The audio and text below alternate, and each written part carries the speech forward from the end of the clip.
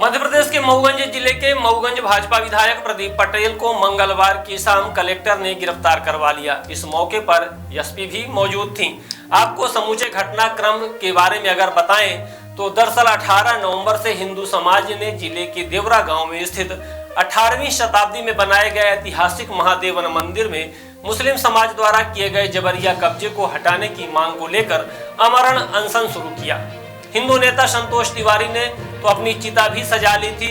उन्होंने घोषणा की थी कि अगर उनकी जान चली जाए तो उनका अंतिम संस्कार इसी चिता पर करके समाधि बना दी जाए।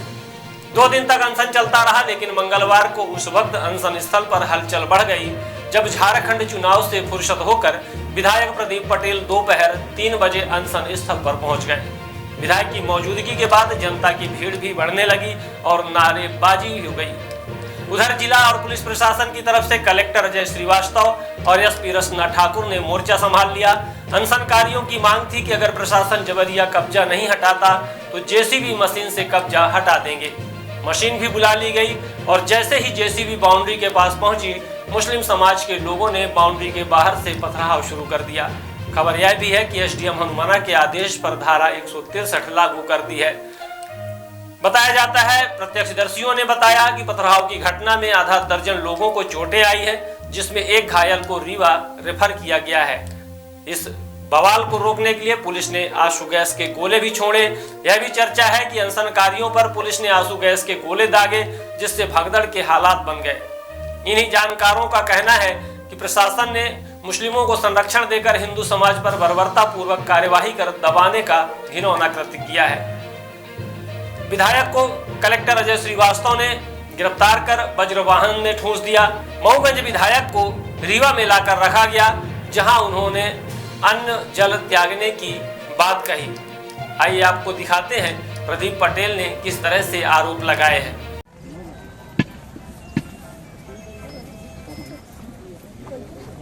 आपका संदेशा मेरे को मिल गया है, वो एक जिससे आपने भिजवाया संदेशा, तो राजू सिंह के माध्यम से संदेशा मुझे मिल गया है।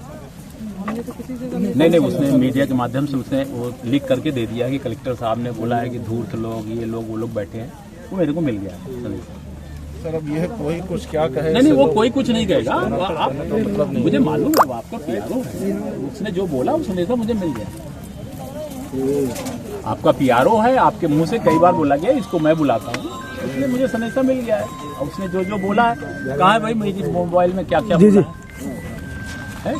मेरी गाड़ी पीछे रखना, यहाँ ये उतारेंगे, वहाँ से फिर मेरे को यहीं लेके तो नहीं सर, ये क्या गिरफ्तार कर रहे हैं क्या आपको? क्या नहीं बताते जाए सर, बताते जाए। क्यों ले जा रहे हैं? क्यों ले जा रहे हैं? क्यों ले जा रहे हैं आप? हमको ये बता, गिरफ्तार कर रहे हैं क्या?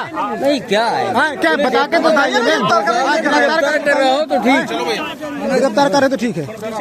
गिरफ्तार मेरे को बता दीजिए, मैं गिरफ्तार कर रहे हैं, मेरे को गिरफ्तार कर रहे हैं, गिरफ्तार जेल ले चलो। आगे पूछो जी, आपको बिल्कुल गिरफ्तार कर जी, बता दीजिए। ठीक है, सब चलेंगे, एक मिनट, सभी लोग चलेंगे। ये किस मामले में गिरफ्तारी हो रही है आपकी? एक सेकंड। हाँ सर, तो सवाल कलेक्टर साहब मुझे गिरफ्तार करके ले जा रहे हैं, क्यों ले जा रहे हैं? नहीं, मुझे ये सर अभी चले सर, अभी जी सर, लगाओ नारे, नारे लगाओ।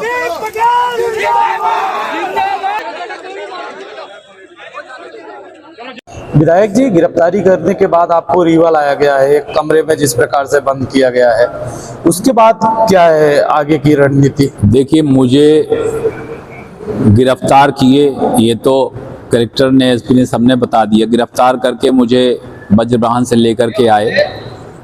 अब मुझे ये नहीं बता रहे कि कहाँ ले जाना। हमें सोचा मऊगंज ले जाएंगे जेल में, वहाँ भी नहीं आए। रीवा लेके आए हैं। रीवा में एक ही हाल में सब लोग यहाँ पर हैं, ना बाहर हम निकल सकते, और तो अब ये यहाँ पे बैठे हैं। वो लोग बताएंगे किस लिए ले आए हैं, समझ में नहीं आ रहा। तो आपने क्या अन्न जल भी त्याग कर दिया है? नहीं, जल नहीं त्यागा हूँ। अन्न त्यागने का ऐसा है कि मैं सुबह 4 बजे निकला हूँ, 5 बजे ट्रेन से, तो नाश्ता थोड़ा सा लिया था।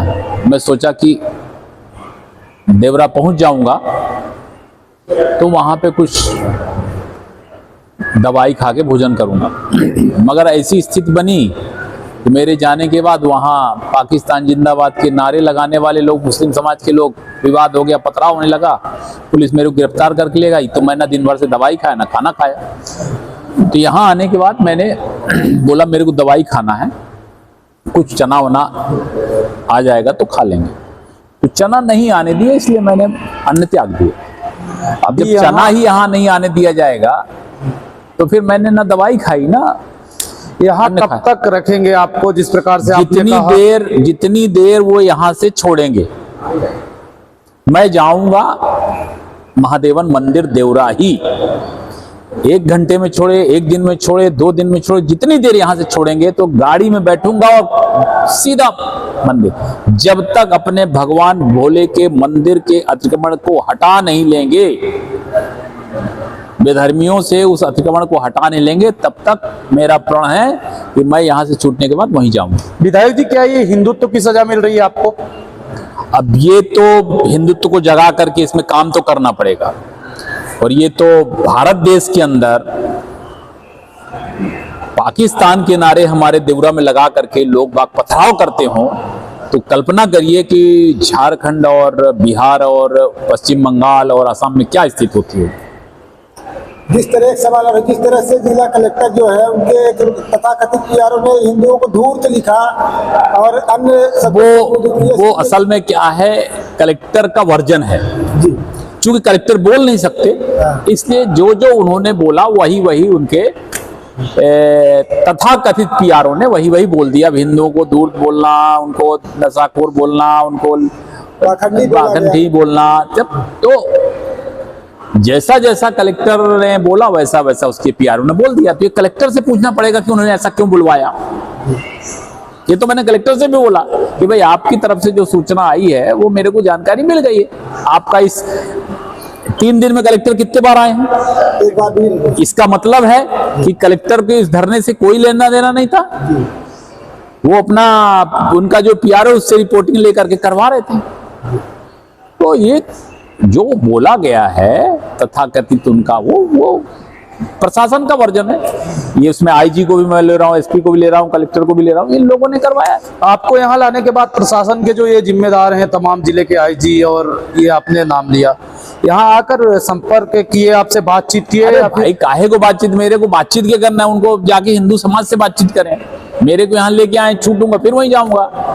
हिंदू समाज इसका नेतृत्व कर रहा है ना। आपने हिंदुओं की मांग पर, उनकी हिंदुओं की मांग पर हम कर रहे हैं। हमारे जाने के पहले से धरना चल रहा है, 17 तारीख से धरना चल रहा है, 17, 18, 19 आज 3रा दिन है। तो मेरा तो धरना। प्रदेश में आपकी सरकार है, आप भाजपा के विधायक हैं, आपकी सरकार क्या कर रही है? हमारी सरकार को अब जानकारी होगी कि हिंदुओं के साथ कैसा हो रहा है। और बिल्कुल बिल्कुल यहाँ पे मऊगंज में प्रशासनिक लोगों ने कब्जा करके रखा है। सरकार को भ्रमित जानकारी दे रहे हैं। मीडिया है, पब्लिक है, जानकारी देंगे। सरकार को तो आपको सुननी चाहिए, जनता नहीं आपको चुप कर देगा। हाँ, तो मैं जनता के लिए लड़ रहा हूँ।